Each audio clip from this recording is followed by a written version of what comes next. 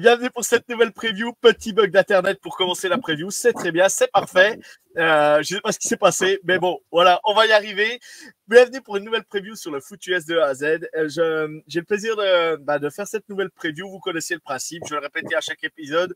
Une preview, un fan, c'est un plaisir de pouvoir accueillir le fan des Chargers, Emilien, donc qui tient le compte Chargers France sur Twitter, @ChargersFrance. Je mets la bannière tout de suite où vous pourrez le follow si vous voulez lui poser des questions, n'hésitez pas. Et puis du coup, voilà, on va partir sur la preview. Emilien, bonjour, comment tu vas?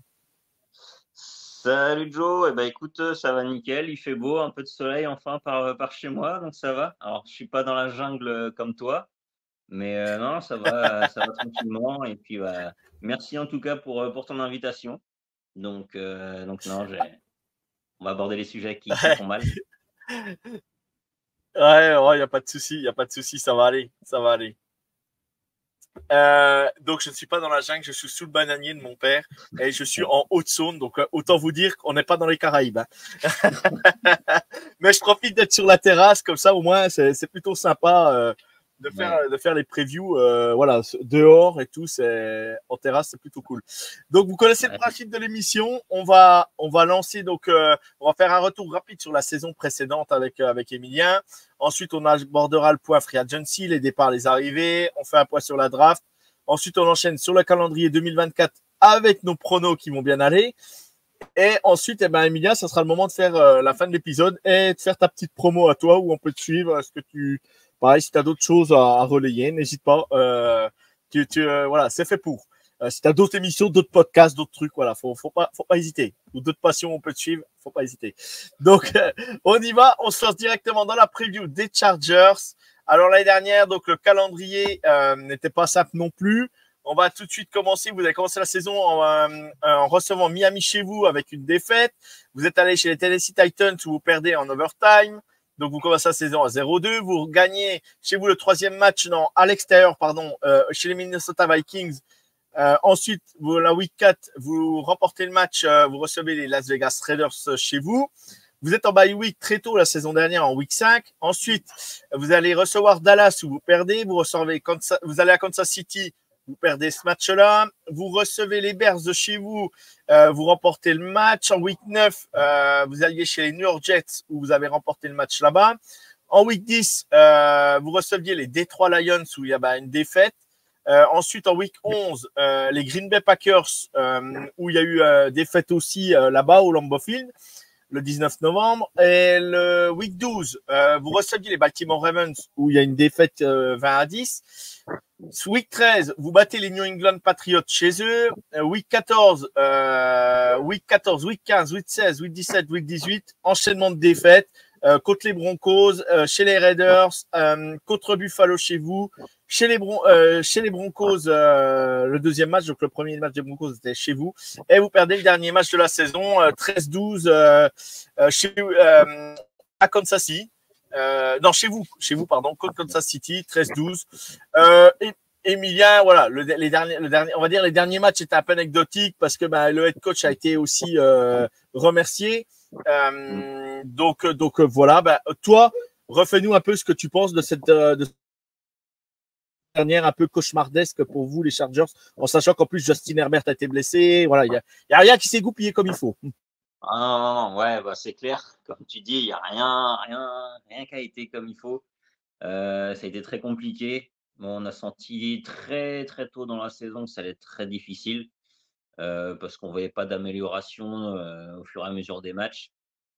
Même si voilà, il y a toujours un peu, quelques motifs d'espoir à chaque fois.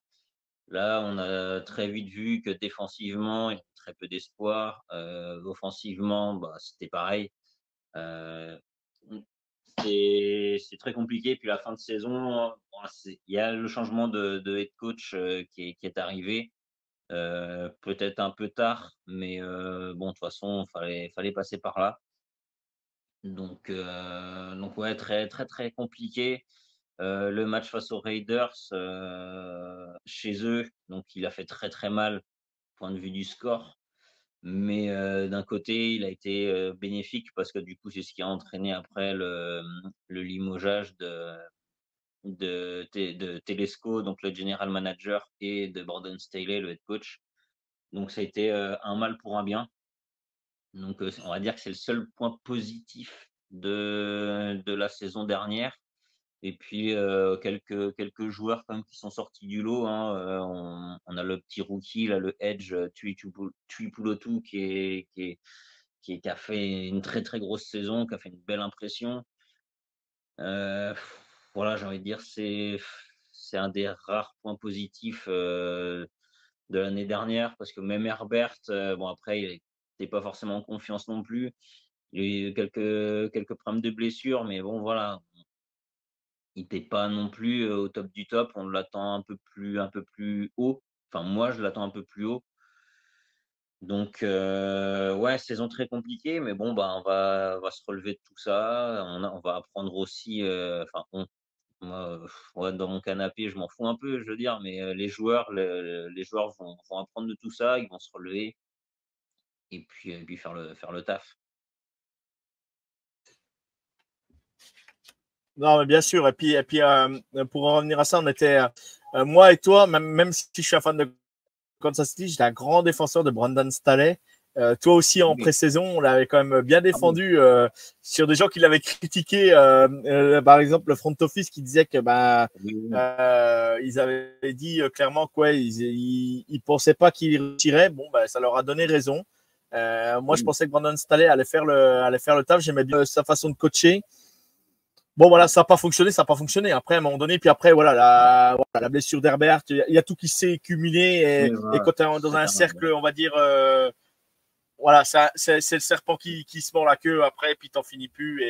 ah Tu bah, vas c'est ça. d'échec en échec. Et à un moment donné, il faut du changement. Même si, voilà, je pense que Brandon Staley n'était pas un mauvais coach non plus. Mais bon, il y a certaines des décisions qui sont pour lui aussi, malgré tout. Hein. On va pas là-dessus, C'est on va c'est pas le ça. nier. On va pas le nier. C'est ça, hein, c'était un bon coach, hein, quand il est arrivé, franchement, je pense que la grande majorité des amateurs de foot américain, les suiveurs de NFL, tout ça, quand ils l'ont vu arriver, ben, franchement, il a apporté quelque chose de nouveau, quoi. Je sais pas si je peux dire des mots un peu grossiers, mais il a posé ses testicules, on va dire, sur la table, enfin, voilà, il a pris des décisions assez fortes qui ont apporté un petit coup de frais aussi à la ligue.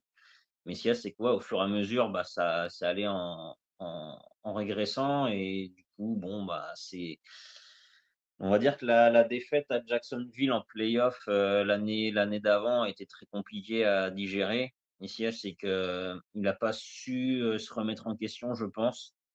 Et ce qu'il y a, c'est que même on voyait, hein, à la fin, rien que son comportement vis-à-vis des fans ou même des journalistes qui lui posaient des questions, notamment sur son coaching, sur le fait que c'est lui qui appelait les jeux en défense, est-ce que ou en attaque, je sais même plus. En gros, il lui demandait si ça serait pas bien si qu'il délègue un petit peu. Voilà, il avait des coordinateurs avec lui, qui délègue en fait à ces gens-là et il leur répondait: «Mais, arrêtez de me poser cette question-là, enfin, c'est moi qui prends les décisions, c'est moi le coach, arrêtez de me poser cette question-là». Et puis ouais, les fans, il y a des journalistes qui posaient des questions sur les fans, qui disaient: «Bah voilà, les fans, enfin, ils sont pas contents, qu'est-ce que vous avez à répondre à ça?» Et en gros, c'était, mais, grosso modo, qu'il en avait rien à foutre, quoi. Lui, il faisait son taf, il était là et la grogne des supporters derrière, ça lui passait au-dessus et voilà, donc il s'est enterré tout seul, en fait. Il prenait des mauvaises décisions, il a régressé, de manière assez impressionnante et puis, ouais, le fait que jamais il se remettait en question, je trouve qu'il y avait un manque de respect, vraiment assez fort, vis-à-vis des fans, parce qu'il y en a des fans et puis, bah, même des journalistes, quoi. Je veux dire, à un moment donné, ils posent Oui, leurs oui, non, non, questions, ils font leurs taf, une fois que tu prends ça, on va dire et que tu analyses le truc, une fois que tu pars dans ce discours-là, tu as intérêt d'avoir les résultats derrière. Si t'as pas les résultats, tu t'enfermes ouais, et tu finis, un peu comme, sans manquer de respect, mais comme Mourinho dans le foot chez nous, où ça devient une oui, caricature de lui-même, quoi. oui, Donc à un voilà. moment donné, ça passe plus, quoi. Ça passe plus. Non, non, mais c'est sûr, c'est sûr. Bon, ce qu'on va faire, c'est qu'on va partir sur la free agency. Eh ben, on va aborder tout de suite les débats parce que c'est essentiel d'en parler tout de suite aussi. Vu qu'il y a eu les départs des coachs, puisqu'on l'a abordé, on va partir dans le nouveau coaching staff. Et là, vous avez pris si je me trompe pas, c'est Jim Harbaugh, c'est ça, le frère de John. Ouais, oui, c'est ça. Oui, oui. qui était donc le head coach de Michigan en college football et qui a permis il attendait un poste en NFL et là c'était l'occasion d'avoir le poste qu'il voulait et il a eu les Chargers et là du coup ce qui lui a permis qui vous a permis de signer un nouveau head coach et qui était important. Et derrière, vous avez assigné aussi Jesse Minter, qui est le nouveau coordinateur défensif. En offensive coordinateur, Greg Roman. Et Ryan Finkel, qui est special team. Donc voilà, pour toi, est-ce que tu es content des arrivées de ce nouveau coaching? Content, oui, parce qu'il y a je suis un peu mitigé, mais on va dire que je garde plus le côté positif. J'attends de voir avant de parler de choses négatives, mais je suis assez content parce que c'est un coach qui est hyper expérimenté. Il l'a montré, par le passé en NFL et ensuite il a fait son parcours en college football. Enfin, il a fait son college football, ensuite il est arrivé en NFL, il est reparti en college football. On va dire qu'il a eu des résultats. Il a eu des super résultats, sur tout ce qu'il a fait. Après il a une philosophie de jeu qui me fait un petit peu peur parce que c'est une philosophie de jeu qui est principalement basée sur le run, sur le jeu au sol. Et puis ça va être aussi, il s'est entouré d'un coordinateur offensif qui vient des Ravens et donc qui est très orienté course lui aussi. Donc ça, à la rigueur, c'est le côté qui m'embête un peu plus. Après, je me dis, j'attends de voir aussi parce que par le passé, Harbaugh, il a jamais vraiment coaché, il a jamais eu de QB passeur, comme Herbert. Donc ils vont peut-être adapter aussi, s'adapter à ça. Alors, c'est sûr, Lamar Jackson, bon, ça voilà, il sait lancer des ballons un minimum quand même, mais bon, c'est pas le bras de Herbert. Après, ce qui est bien aussi, c'est qu'il a ramené donc son coordinateur défensif de Michigan. Donc ça, c'est un gros point positif aussi parce que du coup, ils savent bosser ensemble, ils se connaissent. Donc ça, c'est très positif pour une défense qui a énormément besoin de progresser, qui a énormément besoin de stabilité aussi. Donc pour la construction, ça risque d'être pas mal. Mais bon, il y a du boulot. Et puis même le nouveau general manager, hein, Joe Ortiz, c'est plutôt intéressant. Donc lui aussi qui vient des Ravens, donc il y a une connexion Chargers-Ravens, Wolverines assez importante, mais je pense que ça peut être positif parce que mine de rien, tout ce monde-là se connaît. Ça va être assez cohérent. Pour le négatif, j'attends de voir. Je vais pas dire: «Ouais, c'est mort, ça va être que du jeu au sol, on va s'ennuyer et tout». Peut-être, mais après si c'est efficace, on s'en fout. Mais bon, moi je veux garder le côté positif. Il arrive avec un QB qui sait lancer. Il a commencé un bon chantier là, l'intersaison. Donc donc moi je suis plutôt satisfait de l'arrivée du coaching, Harbaugh-Ortiz. Non, puis faut être clair aussi, hein. Faut pas oublier quand même que Jim Harbaugh était au Super Bowl Oui, parce qu'il a coaché à l'époque aux Niners et il était au Super Bowl. Donc c'est un mec qui connaît la NFL malgré tout. Il était reparti en college football, mais voilà, c'est un coach qui connaît les principes de la NFL, c'est un coach qui connaît comment jouer. Voilà, il y a de l'espoir. Alors bien sûr, hein, ça sera peut-être pas le jeu le plus flamboyant, mais qu'est-ce qu'on demande en NFL? Qu'est-ce qu'on demande, hein? C'est d'aller gagner les matchs, hein, et d'aller le plus loin possible. Donc à un moment donné, c'est peut-être le mec qu'il fallait peut-être chez les Chargers, de la rigueur et de la rigueur. À voir ce que ça va donner. À voir ce que ouais, ça un va mec donner. avec de la poigne, quoi, un mec qui connaît vraiment, qui a l'expérience, quoi, je pense que quand le gars il parle, tu dois pas avoir un bruit autour de lui, quoi. Je pense que les mecs, ils doivent tous le respecter, respecter sa parole, enfin voilà, tu peux pas aller contre un mec comme ça dans le vestiaire, quoi. Bien évidemment. Mm. Non, non, non, non. Puis c'est un mec, voilà, qui a déjà été au Super Bowl. Point barre. Il n'y a pas Oui, voilà. de. Il l'a fait avec qui ou comment, il a été au Super Bowl. Donc voilà, après, on verra bien, quoi. Bon, on verra bien ce qui se passera. C'est très bien. On a fait la parenthèse coaching. Du coup, on va partir sur les joueurs qui sont partis, qui ont quitté l'effectif. Alors, il y a le quarterback Will Grier qui est parti chez les Eagles, le running back Austin Eckler qui est parti chez les Commanders, Joshua Kelly qui est pour le moment, je crois, toujours à free agent aujourd'hui, Keenan Allen qui a été tradé aux Bears, le wide receiver Alex Erickson qui est au free agents, Jalen Guyton qui est parti aux Raiders, le receveur, le wide receiver Mike Williams qui est parti chez les Jets, le tight end Gerald Everett qui est parti aux Bears, le tight end aussi Nick Vanette qui est parti aux Titans, le centre Will Clapp qui est parti chez les Bills. T'as l'autre centre Corey Linsley qui est toujours free agency aux dernières infos que j'ai sur NFL Network. T'as le edge Justin Hollins qui est toujours aussi free agency, qui est toujours free agents, pardon. Le defensive line Austin Johnson qui est chez les Bills. Nick Williams qui a notre defensive line qui est toujours free agents. Le linebacker Eric Kendricks qui est parti chez les Cowboys. Le linebacker Kenneth Murray qui est parti chez les Titans. Le cornerback Essen Exan Bassey, pardon, qui est toujours free agents. Un autre cornerback, Michael Davis, qui est parti chez les Commanders. Jalin Hawkins, qui est parti chez les Patriots. Et Dean Marlowe, pardon, le safety. Désolé si j'écorche des noms, je le dis à chaque fois, mais je suis pas trop doué des fois. Et puis en fin de liste, je fourche un peu, un peu beaucoup. Qui tu regrettes dans cette liste?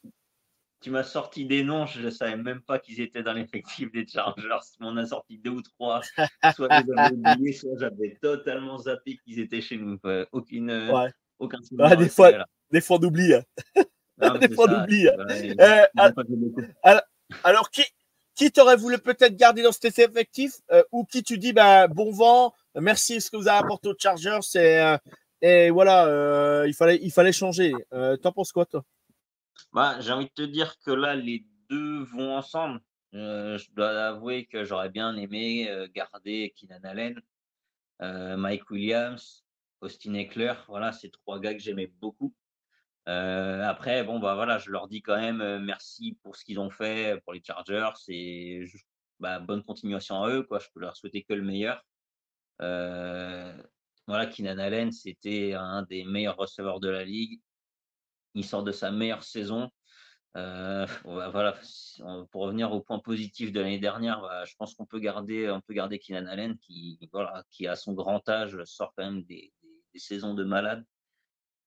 Donc gros big up aux Bears, hein, qui récupèrent un super receveur. J'espère qu'ils sauront bien l'utiliser et que Caleb Williams sera à la hauteur de son corps de receveur qu'il a parce que là, des quarterbacks, qui sont en NFL depuis des années aimeraient bien avoir ce qu'il a. Ouais, donc bon, ça fait mal parce que bon, c'était un joueur qui a été drafté il y a un bon moment maintenant, il y a plusieurs années. Donc il a fait énormément de belles choses. Donc voilà, bon vent à lui, merci pour tout et franchement, j'espère franchement s'il pouvait revenir après aux Chargers, après son passage aux Bears, ce serait énorme. Mais bon, j'y crois pas trop. Mike Williams, ça fait moins mal que, Keenan Allen parce que, il avait des soucis de blessure. Franchement, il pourrait être un top 10 receveur NFL facile s'il avait pas ces problèmes de blessure. Parce que le mec en 50-50, il est injouable. Il a des super mains, il contrôle super bien son corps dans les airs, heu, c'est un tueur. Mais ce qu'il y a, c'est que le mec, dès qu'il va y catcher un 50-50, il retombe au sol, voilà, son dos, il en prend un coup, donc le mec, tu peux être sûr qu'il sort. Je sais même pas s'il a fait une saison complète, depuis qu'il arrive en NFL. Donc beaucoup de regrets, de le voir partir aussi, mais moins que pour Keenan Allen et puis, pour Austin Ekeler, Là, c'est plus un choix, on va dire, parce que là, pour les receveurs, c'est plus un choix financier. Après, Austin Ekeler, c'est plus un choix de jeu. Parce que bah là, du coup, la nouvelle politique des Chargers, la nouvelle philosophie de jeu en attaque des Chargers n'est pas compatible avec le style de jeu de Ekeler. Ekeler, c'est un petit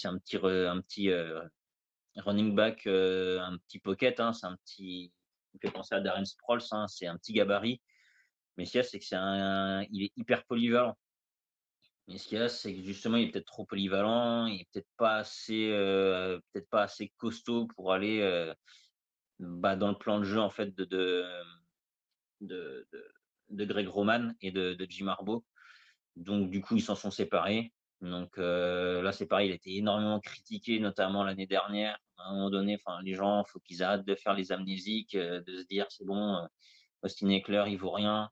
Franchement, Austin Ekeler, avec ce qu'il a fait par le passé, sans ligne offensive, honnêtement, vu ce qu'il a apporté à l'attaque des Chargers, on peut que respecter ce qu'il a fait, son parcours chez nous, et lui souhaiter bonne chance aux Commanders. Donc, pareil, les Commanders, ils vont avoir une équipe assez sympa. Donc, très bonne continuation à lui. Et puis on verra. Je continuerai à les suivre aussi du coin de l'œil. Mais après, voilà, c'est des choix qui se sont portés sur l'attaque. J'aurais plus vu des choix plutôt portés sur la défense au niveau des cuts. Je pensais notamment à Bossa et Mac. Ils sont toujours là. Ils ont une restructuration de contrat. J'espère qu'ils vont bien se sortir les doigts, notamment monsieur Joey Bossa, parce qu'il commence vraiment à me courir sur le haricot, pour rester poli. Va vraiment falloir qu'il se montre à la hauteur de son contrat et de ce qu'on attend de lui. Donc voilà, pour revenir sur les départs. Ok. Bah, c'est plutôt clair, c'est plutôt voilà, c'est plutôt très bien. On a ton avis. Moi, c'est sûr. Bah voilà, les receveurs, je les connais. Bah, en tant que fan de Kansas City, en les jouant 2 fois par an. Voilà, vous nous avez fait bien galérer parfois. Donc voilà, surtout il y a 2 ans, 2 et 3 ans, voilà, c'était toujours des matchs serrés, toujours des matchs accrochés en overtime et tout ça. Donc Moi, c'était pas simple.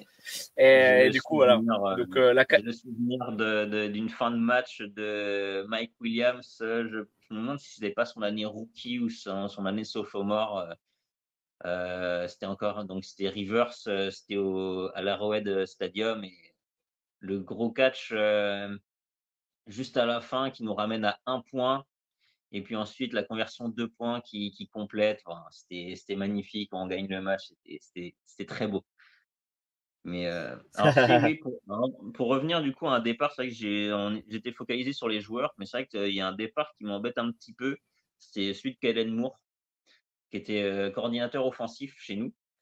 Et je suis un peu embêté qu'on l'ait laissé partir, parce que mine de rien, c'est un mec qui a fait plus que ses preuves, je trouve, lorsqu'il était chez les Cowboys. Et je trouve on l'a gardé qu'une saison, on lui a donné 0 fois sa chance pour vraiment montrer ce qu'il valait, ouais, du coup, sur le jeu en attaque, pour appeler les jeux, et on lui a jamais donné sa chance. Donc je suis un peu dégoûté qu'il soit parti, surtout que là, il est parti aux Eagles. Et voilà. Donc ça fait un peu mal, mais voilà, je voulais le dire. C'est vrai que j'avais complètement zappé. et ben voilà, c'est complet sur le départ des Chargers. Bah maintenant, Voilà. qui dit nouvelle saison, et ben on va partir sur les arrivées et après on enchaînera la draft. Donc je prends une petite respiration parce que la liste est longue, ça va, c'est pas aussi long que certains, mais il y a quand même du monde à dire. Le quarterback Easton Stick qui a signé en tant que free agent. Le running back J.K. Dobbins qui a signé un contrat de 1 an. Le running back Gus Edwards qui a signé un contrat de 6 millions, 5 millions inclus, dont 3,3 millions garantis. Le wide receiver DJ Shark qui signe pour 5 millions. Le tight end Will Disley qui a signé pour 14 millions, dont 10 millions garantis. Le tight end Hayden Hurst qui signe en contrat en tant que free agent. Le centre Bradley Bozeman qui signe un contrat de 1 an. Le defensive line Poona Ford qui signe aussi. Le linebacker Bud Dupree, un contrat de 6 millions de dollars. le linebacker Troy Dye qui signe aussi chez les Chargers, le linebacker Denzel Perryman qui signe un contrat de 1 an, le cornerback Christian Fulton qui signe aussi un contrat de 1 an, et le safety Aloy Gilman qui re-signe pour 11 millions. Toi, au niveau de cette liste, Emilia, tu te satisfais ou tu penses qu'il y avait mieux à faire, à la free agency? Alors, je ne sais pas si tu as dit DJ Shark en receveur, si tu l'as dit, je ne sais plus. Oui, je l'ai dit, ouais, il a signé un contrat pour 5 millions de dollars. Ouais. Ouais, c'est ça. Et puis là, on a eu Tony Jefferson aussi, safety des Ravens qui est arrivé. Ouais.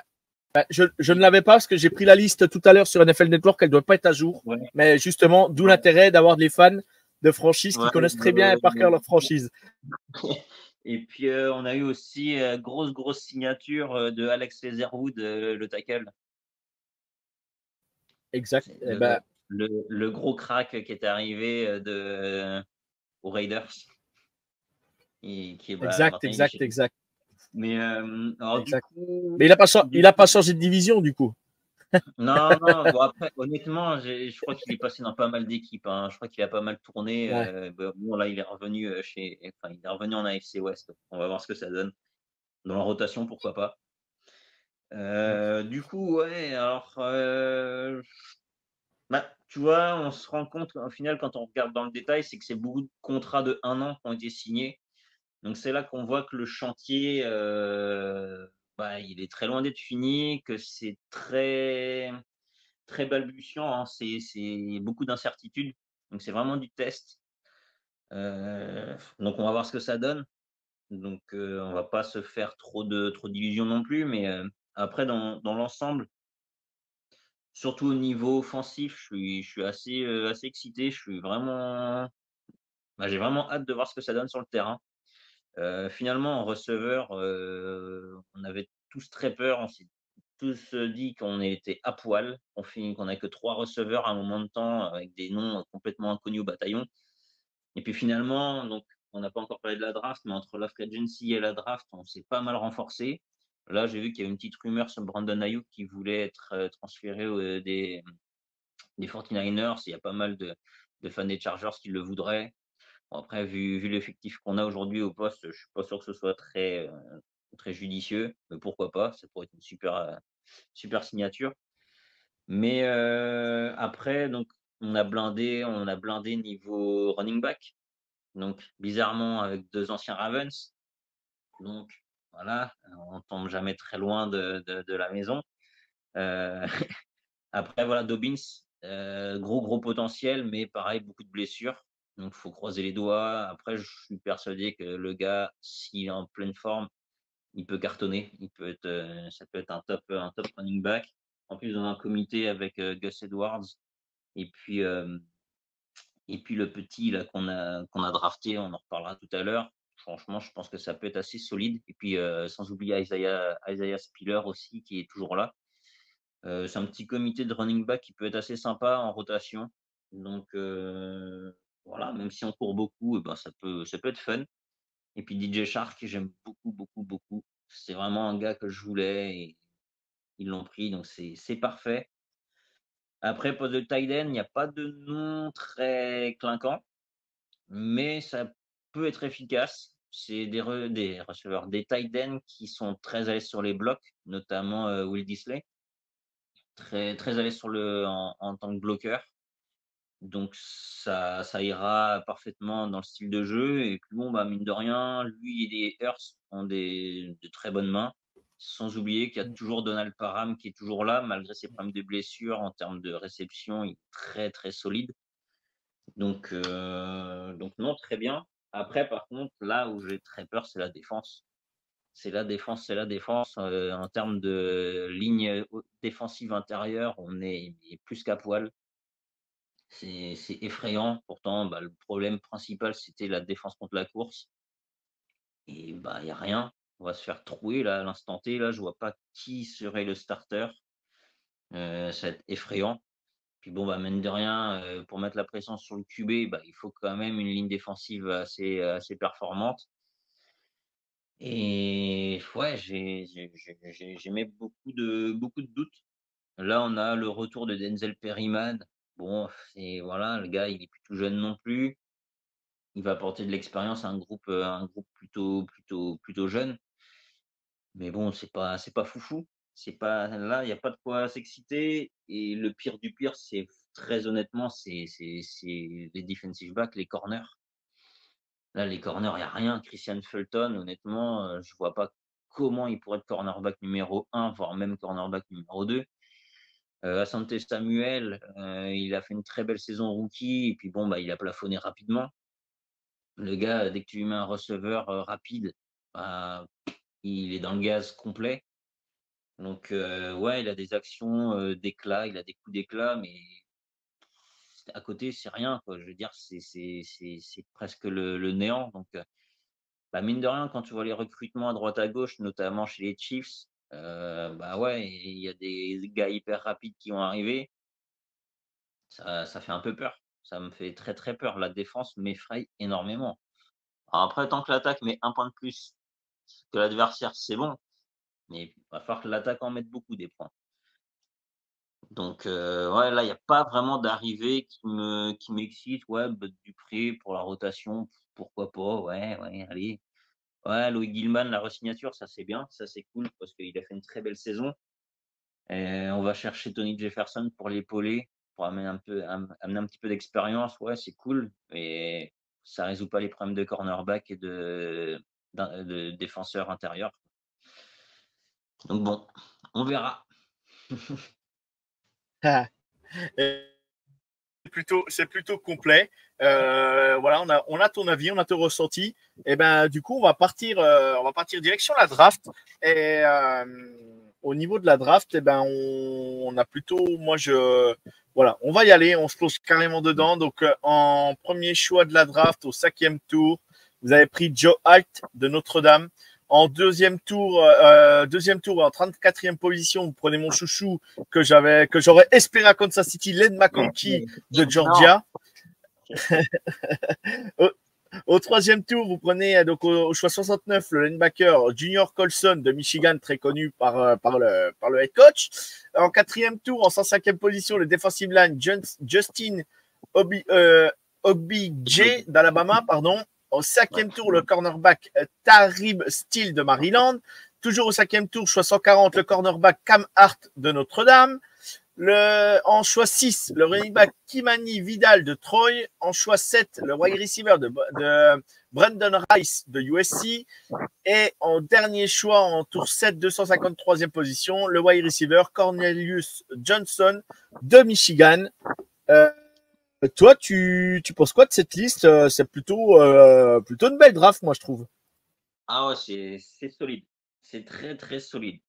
Bon, je m'attendais à plus de joueurs de Michigan, mais je pense qu'ils sont partis, juste avant d'être pris, mais ouais, je m'attendais notamment à Blake Corum. Je le voyais finir gros comme une maison et puis, j'ai oublié, il y avait un corner et puis un defensive tackle aussi, j'ai le nom sur le bout de la langue, mais je les ai oubliés.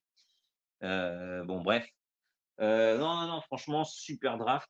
Joe Le cornerback, Altan, Seren Steele, c'est ça le cornerback que ouais, tu pensais? ouais, c'est ça, ouais. Qui est parti aux Ouais, c'est Commanders. aussi. Ouais. Oui, c'est ça, ouais. Et puis ouais, puis defensive tackle, enfin bref, ouais, j'ai complètement zappé son nom à lui aussi, qui est dû partir au troisième tour, je crois, un truc comme ça. Mais Ouais. sinon, ouais, dans l'ensemble, Je vois plus super lequel, mais draft. oui. Bah, Joe Alt en 5, c'est très, très, très solide. C'est choix d'avenir. À l'opposé de Rashawn Slater, là, on a un duo de tackle qui va être monstrueux.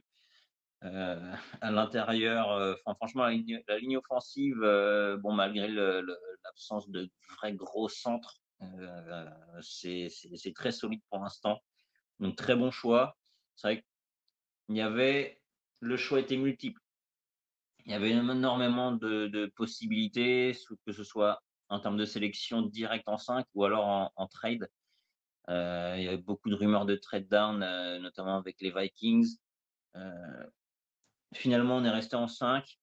Voilà, il y avait pas comme j'ai toujours dit depuis le début, avant la draft, il ne pouvait pas y avoir de mauvais choix en termes de position. Il pouvait y avoir que des mauvais choix de joueurs.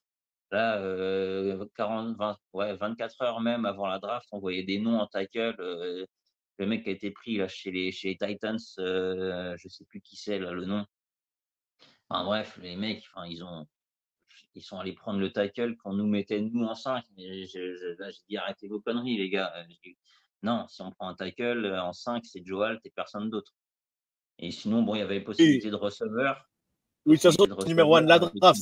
C'était le numéro 1 de la draft en tant que tackle. Il n'y avait pas photo. Ah bah voilà, il n'y avait pas photo. Il y avait pas photo. Mais c'est vrai que voilà, il y avait plein de choix tellement le chantier est énorme chez les Chargers. Donc non, Joe Alt, c'est vraiment top. Ensuite, McConkey, bah, c'est inespéré qu'il nous tombe dessus, là, à ce niveau-là, en 34. C'est, bah, du coup, comme tu l'as dit, hein, tu aurais voulu l'avoir aux Chiefs. C'est vrai que, bah, quand tu vois la sélection des Chiefs, alors c'est sûr, vous avez pris une Formule 1, mais bon, voilà. C'est un ancien de Texas et bon, j'ai pas mal regardé Texas étant donné que, bah, c'est ma fac, c'est la fac que je supporte, en college football. Il est impressionnant par sa vitesse, mais voilà. Après, on va lui laisser le bénéfice du doute. Ça se trouve, le mec, il va s'entraîner comme un acharné et puis il va faire quelque chose d'énorme. Et c'est vrai que bon, même le choix des Bills, Oh, le receveur des Bills qui prennent en fin de premier tour, alors que McConkey est toujours là. même et puis même des Panthers. Des Panthers. Oui, ouais, il y a des trucs assez Euh, improbables, hein, Panthers, Kansas City, qui prennent des receveurs, tu comprends pas. Ouais, tu laisses passer Led bah, McConkey. c'est Bon, ça. bah après, voilà, chacun son choix, hein, mais bon, c'est comme ça. Ouais, c'est ça. Et encore, j'ai même envie de dire, même le gars de Florida, là, des Gators, putain, j'ai plein de trous de mémoire, c'est impressionnant. J'ai pas noté le nom des gars. Ricky Mais il y a, Persol. Ricky Persol. ouais, c'est ça, seul, mais même lui, enfin, bon, après, de là à le prendre, non, tu le prends pas en premier tour, mais franchement, c'est un top receveur par rapport à ce qui a été pris bien au-dessus. Hein. Donc, non, c'est vraiment top. Une belle arrivée. Ensuite, Colson, moi, je suis assez enthousiaste du projet. On va voir comment il va évoluer. Là, il retrouve son head coach de Michigan et du coup son coordinateur défensif. Donc, c'est jackpot et pour lui et pour les Chargers. Donc, il va falloir qu'il travaille, il va falloir qu'il évolue, mais il est entre de super bonnes mains. Il ne pouvait pas tomber mieux. Donc, c'est 100% positif. Ensuite, Eboigbe, je connais pas trop. C'est vrai qu'Alabama, j'ai pas trop regardé. Et puis bon, Eboigbe, bon après, c'est un defensive tackle. L'avantage, c'est que par rapport à ce que je disais tout à l'heure, là, à l'instant T, je vois pas qui peut starter. C'est que là, Eboigbe, il arrive, il a toutes ses chances de prendre un poste important d'entrée de jeu. Donc, c'est tout bénef pour lui aussi. Ensuite, on a double corner de drafté. Donc, Tarif Steele de Maryland. Donc, du coup, j'ai eu voilà, des petites infos de la part de Helio, donc, qui tient le compte de Maryland France. Du coup, qui voilà, m'a dit que c'était vraiment un top cornerback dans le slot. Donc bah, ah, on y va, let's go, à fond. Hein. Moi, je suis, parce que c'est vrai qu'il y avait un besoin à ce niveau-là. On n'avait plus de slot corner. Donc, s'il est performant, bah, écoute, merci Helio. Et puis ensuite, peut-être mon plus gros coup de cœur, on va dire, de cette draft, c'est Cam Hart. Notre-Dame. Le, le Notre-Dame, petit, le, c'est. le petit, le petit sosie de Axel Follet, Ouais, putain, c'est impressionnant. si on Ça, veut. ouais, c'est vrai que sur le coup, j'avais pas fait gaffe, mais après, en regardant, je fais putain, c'est vrai qu'il y a un petit air d'Axel Follet, ouais, de Ackwell même. Mais non, gros coup de cœur. Bah, déjà, de base, j'aime beaucoup les mecs qui sortent de Notre-Dame parce que c'est une énorme fac. Dire qu'ils forment pas seulement des joueurs, mais aussi des hommes. Et ils ont une culture du travail, du sacrifice qui est assez impressionnante. D'ailleurs, un petit bisou à Drew Tranquille. Mais non, Non, mais il a vraiment. Notre-Dame, voilà, au niveau pareil, au niveau fac, c'est quand même une fac qui est assez réputée, c'est quand même Ah oui, peut-être plutôt bien faite normalement. Donc oui, voilà, c'est plutôt, ça réfléchit plutôt avant de foncer, on va dire. comme certains. Ouais, c'est ça. Donc, ouais, non, non, non. Bah, après, oui, il y a toujours des exceptions, hein, mais franchement, on n'a jamais trop entendu parler de Gogol qui sortait de Notre-Dame. Donc, mais de toute façon, bon, bah, de toute façon, on a Joe Alt aussi, hein, qui sort de Notre-Dame. Mais lui, vraiment, je pense qu'il a, à l'avenir, en continuant de bien évoluer tranquillement, franchement, il pourrait devenir cornerback numéro un chez nous. Il y a vraiment du potentiel. Donc, là, c'est vraiment mon gros, gros coup de cœur de la draft. Parce que bon, on le prend assez Et bas, hein, puis, mine de et rien. puis, euh, et puis voilà, s'il sort en 5, puis c'est l'un de tes top corners dans le futur, bah, c'est gagnant, hein, c'est du bénéf. Hein. Ouais, voilà, c'est ça. Enfin, le gars, il y a zéro risque de prix dessus. Il est pris assez bas. Il y a du potentiel. Il y a le mental qui est là aussi, je pense. Voilà, pour sortir de cette fac-là, faut le mental. Et non, je suis plus qu'emballé par ce choix-là. Ensuite, on a donc Vidal, donc running back qui rejoint le comité. Donc, bon, je pense très clairement qu'il va se battre avec Isaiah Spiller pour le poste numéro 3, après avoir aussi l'état de santé de Dobbins. Donc lui, c'est pareil, il a vraiment une chance de choper du temps de jeu dans la rotation. Donc après, je connais pas du tout. C'est vrai que Troy, c'est pas la fac qui est la plus facile d'accès, on va dire, encore moins en France. Donc je pourrais pas trop me prononcer, mais ce que j'ai entendu dire sur lui, que c'est plutôt positif dans l'ensemble, c'est que c'est un guerrier, donc qui doit encore s'étoffer un petit peu, mais un beau potentiel aussi dessus. Et ensuite, bah, on finit sur une doublette de receveurs. Donc il y en a un de Michigan. Donc pareil, on va voir son évolution. Bon, après, il y a très peu de pression sur eux. Et puis bon, bah, celui qui à la rigueur aurait plus de pression, c'est Brandon Rice, hein. Il est fils de, voilà, du GOAT. Donc petite pression du nom de famille. Après, voilà, c'est vrai que j'en avais parlé avec les gars, avec les gars du front office, on avait parlé, c'est vrai que du coup, le fait qu'il soit pris vraiment tout en bas de la draft, ça enlève quand même pas mal de pression. Mais pareil, gros potentiel. Il y aura du temps de jeu, je pense, pour ces 2-là. Il y aura de la rotation, vu l'effectif au poste qui est assez homogène. Il y a peut-être, voilà, un ou 2 noms qui vont sortir du lot, mais là, c'est vraiment une saison où on va arriver où chaque joueur aura sa chance. Ça va tourner. Donc même là, les rookies qu'on a, honnêtement, quand je vois toute cette draft-là, toute cette classe-là, je me dis qu'ils auront du temps de jeu. Je vois pas autre chose en fait. C'est quand tu vois même le recrutement à côté, ils auront du temps de jeu. Même en pré-saison là, ils vont tourner, mais je pense ils vont faire partie des 53 et puis ça va jouer donc je me fais pas de soucis pour ces gars-là. Eh ben parfait. Eh ben, c'était complet encore. Merci Emilien bah, de ton retour et puis de ton avis perso, c'est très bien. Ça nous donne un peu plus, voilà, un peu plus bah, ton côté fan, voilà ce que ça peut donner aussi. Donc t'es plutôt hype. Donc on va partir directement sur le calendrier bah, qui va arriver de cette saison. Donc vous démarrez donc le 8 septembre. Vous recevez les Las Vegas Raiders. Ensuite, vous avez 2 déplacements chez les Panthers et les Pittsburgh Steelers. Ensuite, vous recevez Kansas City chez vous en week 4. Week 5, c'est la bye week. Ensuite, vous rattaquez par le deuxième match de division, le troisième match de division déjà en week 6 contre les Hauts Broncos. Ensuite, vous allez chez les Arizona Cardinals. Ensuite, vous recevez les Saints en week 8. En week 9, vous allez chez les Browns. Week 10, vous recevez les Tennessee Titans. Week 11, vous recevez les Bengals. Week 12, vous recevez les Baltimore Ravens. Week 13, vous allez à Atlanta. Week 14, vous allez à Kansas City. Week 15, vous recevez Tampa. Week 16, vous recevez les Denver Broncos. Week 17, vous allez chez les New England Patriots. Et vous finissez la saison en week 18 chez les Las Vegas Raiders. Alors, moi, Emilia, j'ai mis si tout se goupille bien cette saison. Première saison de Jim Harbaugh, c'est exceptionnel, tout se passe bien, jeu au sol rodé, ça va chercher Justin Herbert n'est plus obligé de lancer 40 ballons par match, il lance 20 ballons, ça fait des TD, tout va bien. Voilà, si ça se passe bien, je peux voir une saison vraiment positive pour les Chargers. Et je me dis, j'ai sélectionné 3 matchs. qui peuvent faire basculer votre saison. Je me dis, les Pittsburgh Steelers, allez gagner là-bas. Au troisième match, ça peut vous faire basculer la saison. En sortie de bye week, aller gagner chez les Broncos, ça peut faire aussi basculer la saison dans le bon sens. Et aller gagner en week 14 à Kansas City, ce qui sera pas facile et que je ne souhaite pas. Ça peut faire basculer votre saison. Allez, je me dis, tiens, 11-6, 17, ça serait une saison plutôt positive. Si tout se passe bien, si ça se passe plutôt compliqué et que ça a du mal à cliquer, et comme tu dis, toi, il y a beaucoup de trous en défense, il y a beaucoup, ça va prendre pas mal de points.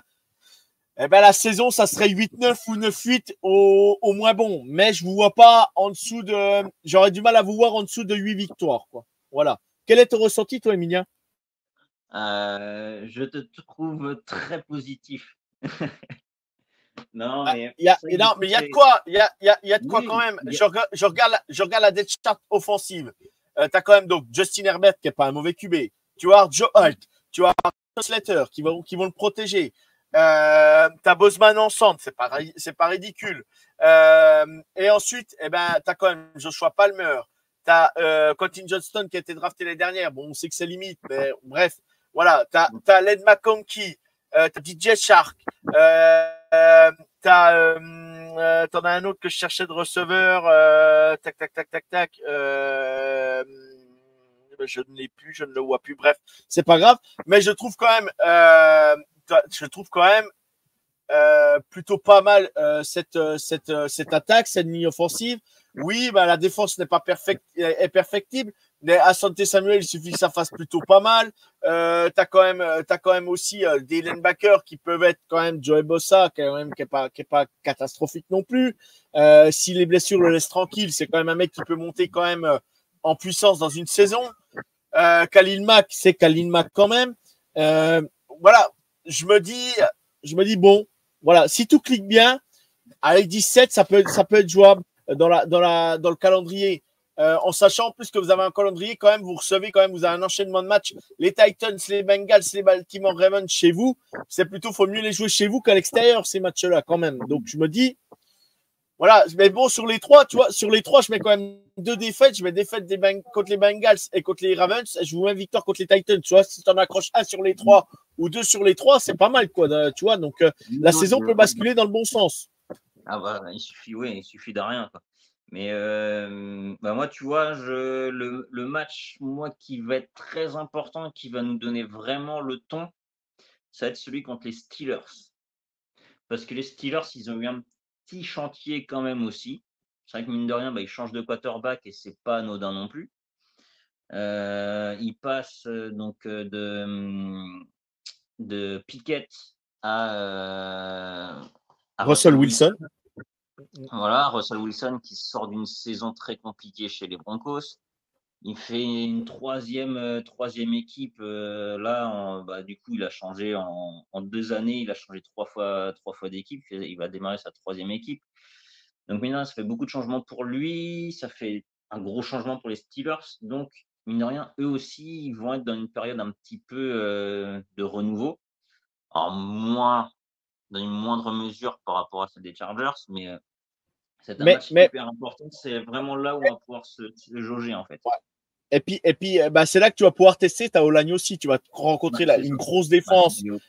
Les Steelers, c'est vraiment, de toute façon, la FC Nord, c'est la guerre des tranchées au niveau des défensives et tout. C'est là que on va dire, c'est leur force aussi principale aussi. Dans chaque équipe, il y a des top défenseurs. Et là, bah, ça permet de voir où en sont les Joe Alt, Rashawn Slater. Ça permet de jauger. En sachant que j'adore les 2 joueurs en plus. Rashawn Slater, je l'adore depuis qu'il est chez vous. Je l'adore, ce mec, il était blessé. C'est dommage, mais ce mec-là, vraiment, j'adore ce joueur. Mais quand je dis je l'adore, c'est vraiment j'adore. Moi, j'adore, de toute façon, j'adore les O-line. Je suis amoureux même du poste de centre. J'adore le poste de centre. Mais franchement, je me dis, voilà, là, comme on est d'accord, si ça bascule et c'est le meilleur moyen de tester ta O-line, et ben, si ça résiste aux Pittsburgh Steelers, ben, c'est plutôt bénéfique. Et si tu mets Justin Herbert dans un cocon et que tu le laisses le temps de lancer une demi-seconde de plus que d'habitude, bah, Justin Herbert, il est capable de te faire des trucs incroyables, faut être clair. Ouais. Ah bah là, le duel en week 3, Joe Alt, TJ Watt, il va être énorme. Ça va être dingue. Donc ouais, c'est vrai, vraiment, ça, c'est vraiment le match parce que je me dis quand même les 2 premiers, c'est réception des Raiders, donc j'ose espérer quand même combattre. Alors après, c'est toujours compliqué de dire à domicile quand on est les Chargers. Surtout face aux Raiders, souvent, on sait que le stade est un peu plus envahi de fans C'est adverses que des nôtres. c'est pas faux, Mais c'est pas faux. Et puis il y a voilà. pas trop de kilomètres non plus. Il y a à peine Bah, trois, c'est ça, 4 hein, heures, 4 heures entre les un deux. Las Vegas, puis bah, la communauté Raiders est tellement énorme à Los Angeles, que les mecs, ils vont remplir le stade facilement. Mais j'ose quand même espérer qu'on remporte celui-ci. Pas forcément facilement, mais j'ose espérer. Le deuxième match face aux Panthers, là franchement, si on le gagne pas, c'est une faute professionnelle. Avec tout le respect que j'ai pour les Panthers, si on n'est pas foutu de gagner ce match-là, bah, là, faut qu'on arrête tout, hein. Voilà, on se met, je sais pas moi, au curling ou je sais pas quoi. Mais donc c'est pour ça que moi, le troisième match, donc là, moi, d'emblée, je partirais sur déjà un 2 victoires, 0 défaite, et c'est là, du coup, le match des Steelers sera hyper important, où on va vraiment pouvoir se jauger. Là, on va pouvoir vraiment voir où on en est. Si on est une équipe vraiment solide, soit on a une équipe où, bon, bah, on sait qu'il y a du taf, mais il y a peut-être plus que ce qu'on pensait. Là, c'est vraiment l'équipe parfaite pour se mettre en place. Et puis par contre, ouais, le bye week encore en 5 là, 5e semaine, ça me rend fou, c'est comme l'année dernière, faut arrêter de mettre une semaine comme ça dès le début, ça devrait pas être aussi tôt, que ça les bye week. Mais du coup, moi pour mon bilan, on va dire, général, on va dire que alors le bilan que tu donnes, il est tout à fait possible. J'exclus pas du tout que ça puisse se passer comme tu l'as dit. Après, moi, par rapport à là où on vient, c'est-à-dire un bilan, je vais même pas le redire tellement il est pitoyable. Après, si tu veux remuer le couteau à la plaie, vas-y, fais-toi plaisir. Mais moi, je visais plutôt, tu vois, au mieux un 8-9 ou un 7-10. J'oscille un peu entre les 2. Mais J'ai quand même, ouais, pour moi, ça serait quand même une déception avec un Justin Herbert quand même, avec ce qui a été fait quand même pendant la Free Agency, malgré tout les certains ajouts. En dessous du victoire, ouais, ça serait compliqué. Mais on sait jamais comment se passe une saison. Il suffit que tu aies des bah, blessés, il suffit que tu aies plein de choses qui se mettent en place et ça peut être compliqué. Mais si tout se passe oui, bien, voilà, minimum vu 8 victoires, ça doit être fait, quoi, chez les Chargers. 8 victoires, ça doit être fait au minimum, je pense. si on s'en tient juste à l'attaque, oui.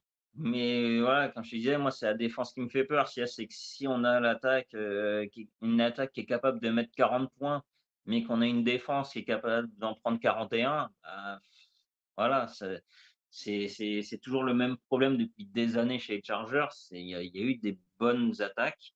Ça, c'est qu'on a toujours eu des problèmes défensifs. Et ça, c'est que là, le problème de la défense, pour moi, il a pas été pris assez au sérieux. Donc oui, après, si on a des leaders comme, bon, Derwin James, il y a pas grand-chose à dire sur lui, mais des leaders comme, Khalil Mack, certes qui n'est plus tout jeune, mais surtout Joey Bossa, s'ils se réveillent, s'ils sont dans leur match, ça peut le faire. Ils peuvent réussir à emmener tout le monde. Mais ce qu'il y a, c'est que Joey Bossa, le problème, c'est même pas tant ses blessures physiques qui m'inquiètent. Ce qu'il y a, c'est que le mec, il sort de ses matchs, il pète des plombs tout seul. Le mec, il va s'énerver contre les arbitres. Il va se rejoindre le banc de touche. Il va s'énerver. Il va complètement sortir de son match. Enfin, il est usant. Il le sait lui-même. Il l'a dit lui-même qu'il fallait qu'il se reconcentre et tout. Et moi, c'est la défense qui me fait peur. Moi, je sais qu'on a une attaque qui est très encourageante. Je sais qu'on a une attaque qui peut mettre, comme je te disais, 40-45 points. Ça peut arriver sur certains matchs.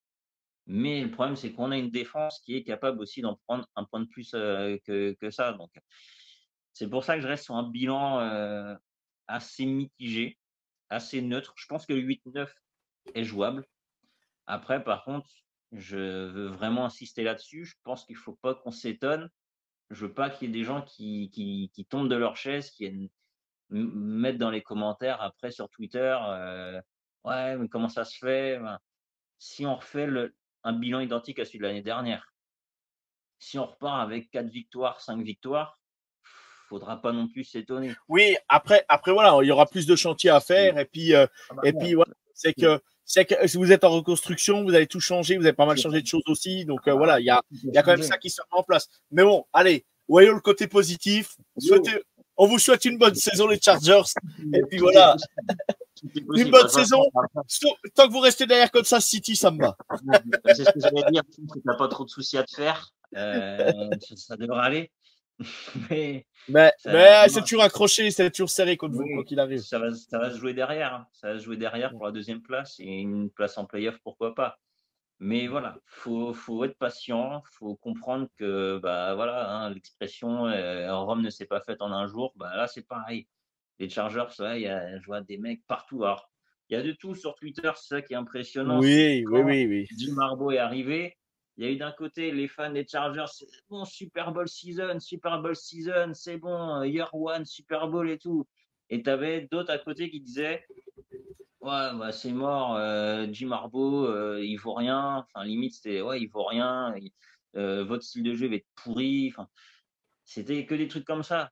Faut mesurer, faut laisser sa chance au gars. C'est la première fois qu'il a un QB qui s'est lancé. Et puis on va voir ce que ça donne. Mais faut pas s'étonner si on fait un super bilan. Comme toi tu dis, voilà, 10 victoires, 11 victoires, faudra pas s'étonner. Mais si on refait une saison à 5 victoires, faudra pas s'étonner non plus. Le chantier est énorme. Il y a une bonne partie du chantier qui a été faite, qui est très intéressante sur le papier, à voir sur le terrain. Par contre, il y a encore énormément de chantiers derrière. Donc, voilà, faut mesurer, mais voilà, je pense qu'il faudra s'étonner de rien. Ouais. Il faut juste être patient et il faut se dire que là, cette saison, c'est du rodage. Par contre, la saison prochaine, moi, je serai un peu moins patient. Je me dis, la saison prochaine, franchement, ça fera 2 ans, ça fera 2 off-season pour Ortiz et Harbaugh. J'attends des playoffs. 3e saison, si on peut commencer à parler de se rapprocher un peu du Super Bowl, pourquoi pas? Parce que si le mec, il met les sous, qui recrute comme il faut et tout, parce que là, je crois que c'est le head coach le mieux payé de la NFL, ou pas loin, va falloir qu'il prouve des choses aussi. Là, lui laisser 1 saison, 2 saisons, je veux bien. Par contre, la 3e saison, s'il n'y a pas de playoff, si on se rapproche pas du Super Bowl, faut se poser des questions. Mais là, voilà, on va y aller crescendo petit à petit. Faut prendre le temps, faut laisser aussi le temps aux gens de faire leur place. Surtout que là, comme on voyait, le recrutement des free agents, c'est quasiment que une saison, c'est que du one shot. Donc, on sait que la saison prochaine, à l'intersaison prochaine, ça va être encore un gros chantier. Donc voilà, faut y aller tranquille. Je suis emballé. Je suis vraiment emballé par le projet, mais voilà, patience. Bon, très bien. Le mot est dit. Patience pour les fans des Chargers, pour ceux qui écoutent la preview. Voilà, patience. Emilien, on va terminer la preview. On va te laisser, je vais te laisser faire ta petite promo où on peut te suivre. Il y a le bandeau qui défile. Voilà, vous pouvez le suivre sur @ChargersFrance sur Twitter. Mais si tu as d'autres choses où on peut te suivre ou d'autres, voilà, n'hésite pas. Vas-y, c'est ton moment. Écoute, pour la promo, après, comme tu l'as dit, hein, Chargers France sur Twitter. Voilà, même si je suis pas actif du tout en ce moment, que voilà, j'ai un peu coupé avec les réseaux.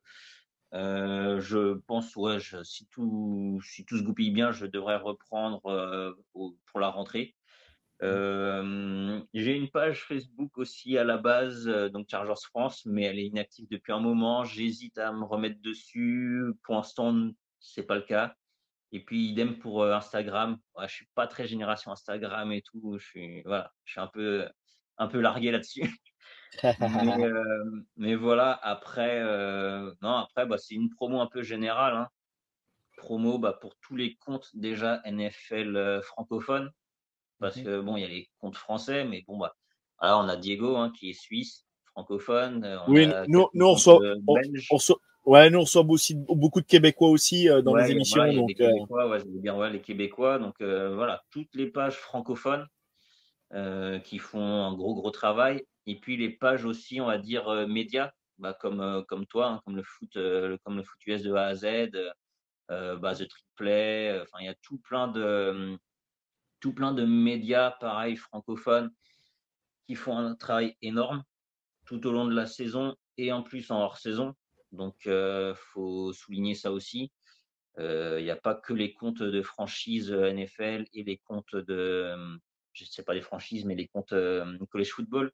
Ouais, Donc voilà, puis même voilà, enfin tous les gars qui bossent, qui sont tous les fans et tout, c'est voilà, suivre tout le monde pour déjà encourager, dans l'évolution du sport et puis, on va pas hésiter aussi à s'ouvrir aux autres équipes, pour, voir exactement, ce qui s'y exactement. fait, s'intéresser parce que voilà, on n'est pas le but c'est pas d'avoir une communauté, nocive qui va se Non, tirer dans les pattes, comme on peut le exactement. voir sur d'autres communautés. Là, c'est pareil, hein, je vois, il y a la communauté NHL France qui se développe bien, ça se passe super bien aussi pour eux. Donc, non, encourager tous les médias, que ce soit spécialisés sur les équipes ou les médias un peu plus généraux. Donc voilà. Donc, ben, Ok, un très immense bien. merci à tous ces acteurs-là. Donc, merci à toi, Joe, aussi. Donc voilà. Eh ben, c'est un réel plaisir pour moi de te recevoir dans cette preview du foot US de la Z. On souhaite une bonne saison de Chargers, quoi qu'il arrive. Euh, Merci, de, merci. je vais faire notre instant promo aussi vite fait sur le foot US de la Z. Donc rendez-vous le 23 août pour découvrir la programmation de la saison qui est à venir sur le foot US de A à Z. N'oubliez pas de vous abonner à la chaîne YouTube pour ceux qui ne l'ont pas encore fait. Donc vous avez les podcasts, vous retrouverez les previews sur YouTube et en podcast. Vous avez envie de rejoindre le foot US de A à Z, n'hésitez pas, la porte est grande ouverte, vous pouvez venir nous rejoindre, on n'est pas fermé, bien au contraire, on a envie de recevoir de nouvelles personnes. On relance l'overtime, donc le jeu revient à partir du 14 septembre, c'est un jeu de quiz. Vous pouvez, voilà, vous pourrez vous inscrire, vous aurez tout dans la description pour jouer chaque manche. Ça sera en mode qualification et les meilleurs se rencontreront à la fin de la saison. Les premières previews sortiront donc le 28 juillet. Et voilà, n'hésitez pas aussi à souscrire au Tipeee, ça peut nous donner un petit coup de main sur la chaîne. Bon, voilà, il n'y a rien de concret, mais voilà, si ça peut toujours donner le petit coup de main, ça fait toujours plaisir. Et je vais finir par ma phrase habituelle. Bon, je remercie encore une fois Emilien, Charger France. C'était un plaisir de faire cette preview avec toi. Que Dieu vous garde, car moi, j'ai pas le temps. Je vous souhaite une bonne saison NFL, une bonne écoute, et rendez-vous au prochain podcast. Ciao tout le monde, à bientôt.